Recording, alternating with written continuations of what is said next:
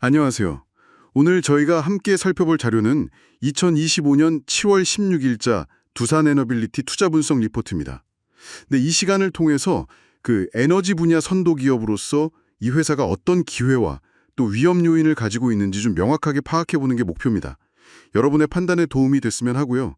간단히만 말씀드리면 두산에너빌리티는 역시 원자력, 또 가스터빈, 신재생에너지 이쪽 사업을 핵심으로 하는 종합에너지 설비 기업이죠. 특히 최근에 1조 3천억 원 규모의 투자가 있었어요. 가스터빈이랑 소형 모듈 원전, SMR 생산 능력을 확충하겠다는 건데 이 점이 좀 눈에 띕니다. 자, 그럼 이 자료를 좀 더 깊이 파고들어 볼까요? 먼저 긍정적인 측면, 그러니까 투자 매력도부터 좀 짚어보겠습니다. 보고서에서는 두산에너빌리티를 원전 르네상스의 핵심 수혜주다 이렇게 꼽고 있네요. 대표적인 예가 바로 체코 두코바니 원전 사업. 여기서 우선협상 대상자가 선정된 건데요. 원자로 터빈 발전이 같은 핵심 설비 공급을 확정 지은 거잖아요. 네, 맞습니다. 근데 이게 그냥 수주 하나 따냈다 이런 차원을 넘어서는 의미가 있어요. 글로벌 원전 시장이 다시 열리는 이런 흐름 속에서 두산 에너빌리티의 기술력, 또 시장에서의 위치 이런 걸 확실하게 보여준 중요한 이정표라고 할 수 있습니다. 아, 단순 계약 이상이다. 기술력과 위상을 확인시켜준 계획이다. 이런 말씀이시군요. 그렇죠. 핵심 중에 핵심 설비를 공급하게 된 거니까요. 그리고 SMR과 가스터빈 분야 성장성도 빼놓을 수 없겠죠. 아까 말씀드린 1.3조 원 투자로 2026년까지 가스터빈 생산 능력을 연 8대까지 늘릴 계획이라고 하고요. 특히 요즘 급증하는 AI 데이터 센터 전력 수요, 여기에 대응하려고 최대 20대까지 증설을 검토 중이라는 얘기도 있더라고요. 네, 바로 그 점이 상당히 중요합니다. SMR이야 차세대 원전으로 계속 주목받을 거고요. 가스터빈은 특히 AI 기술 발전 때문에 전력 수요가 정말 폭증하고 있잖아요. 이런 데이터 센터에 안정적으로 전력을 공급할 수 있는 분산 전원으로서 가치가 아주 부각되고 있는 상황이죠. 아, 분산 전원으로서의 가치요? 네, 전력망 부담을 덜어줄 수 있는 거죠. 투자자들 관심도 상당히 뜨겁습니다. 7월 15일 기준으로 보니까 외국인이 45만 주 이상 순매수했고 또 투자 수익률 상위 1% 투자자들이 있잖아요. 이분들의 매집 움직임도 포착됐다고 하네요. 모건 스탠리 같은 글로벌 투자은행도 247만 주 매수 포지션을 확대했다고요. 네, 이런 외국인과 기관의 자금 유입은요, 단순히 분위기가 좋다는 걸 넘어서는 신호로 볼 수 있습니다. 그러니까 시장이 원전과 가스터빈, 이 두 가지 성장 동력, 쌍끌이 성장에 대해서 얼마나 높은 기대를 가지고 있는지를 반영하는 거죠. 쌍끌이 성장 동력에 대한 기대감, 알겠습니다. 하지만 투자에는 항상 위험 요인이 따르지 않습니까? 보고서에서 지적하는 주요 리스크는 어떤 것들이 있을까요? 네, 물론 주의 깊게 봐야 할 점들이 있습니다. 첫째로는 글로벌 에너지 정책의 변화나 국제 정치적인 상황 같은 것들이죠. 이런 사업 환경의 불확실성입니다. 아시다시피 에너지 산업은 정책 변동성에 상당히 민감할 수밖에 없거든요. 그렇죠. 정책 방향이 바뀌면 사업에 바로 영향이 가니까요.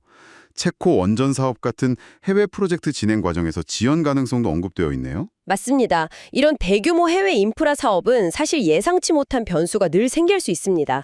그래서 지연될 위험을 항상 내포하고 있죠. 또 글로벌 경기 변동에 따른 환율이나 금리 변화, 이런 거시경제적 요인도 당연히 리스크 요인이고요. 실적 변동성도 지속됐어요. 2025년 1분기에 689억 원의 단기 수익 손실을 기록했던데 아무래도 단기적인 실적 변화에 대한 우려가 좀 있는 것 같습니다. 그렇습니다. 투자가 많이 들어가는 시기에는 단기적으로 실적이 좀 흔들릴 수 있습니다. 그래서 중장기적인 관점에서 이런 위험 요인들을 계속 모니터링할 필요가 있겠죠. 정리해보자면 2025년의 주요 리스크 포인트는 글로벌 에너지 정책 변동성, 그리고 체코 원전 지연 가능성, 마지막으로 단기 실적 부진, 이렇게 요약할 수 있겠습니다. 최근 주가 흐름을 좀 볼까요? 6월에 54,600원이던 주가가 7월 15일에는 63,100원까지 상승했고 이날 하루에만 4.8% 올랐네요. 와, 최근 1년 수익률은 플러스 201.44%에 달하고요. 시가총액은 41.82조 원, 외국인 지분율도 42.3%로 상당히 높은 편입니다. 네, 주가 흐름이 상당히 인상적이죠. 그래서 보고서의 투자 의견은 신중 매수, 코시어스 바이입니다. 중기적, 그러니까 한 6개월에서 1년 정도 관점에서 매수 전략을 추천하지만 말 그대로 신중하게 접근하라는 의미가 담겨 있죠. 목표 주가는 7만 원으로 제시됐습니다. 현재가 대비 약 10.9%, 한 11% 정도 상승 여력이 있다고 본 건데요. 이건 2020년 예상 주당 순이익 EPS 기준으로 PER 12배를 적용한 수치입니다. PER 12배요? 네, 핵심 투자 포인트는 여전히 글로벌 원전 확대, SMRI 수요 증대, 체코 원전 수주, 그리고 터빈 사업 확장 등입니다. 하지만 앞서 말씀드린 에너지 정책 변화나 단기 실적 변동성 같은 리스크는 꼭 유의해야 한다, 이런 내용입니다. 네, 오늘 살펴본 자료를 종합해보면 두산 에너빌리티는 확실히 글로벌 원전 및 가스터빈 시장 성장이라는 큰 흐름 속에서 핵심적인 역할을 할 것으로 기대되는 것 같습니다. 특히 AI 데이터 센터와 SMR 관련 투자는 미래 성장 동력으로 주목받고 있고요. 외국인과 기관의 꾸준한 매수세도 긍정적인 신호로 보이고요. 여러분께서도 이런 점들을 주목하실 것 같습니다. 하지만 역시 정책 변동성, 해외 사업 리스크, 단기 실적 변동성은 신중하게 고려해야 할 부분이겠죠. 맞습니다. 정리하자면 두산 에너빌리티는 분명히 매력적인 성장 스토리를 가지고 있습니다. 그건 분명히 보여요.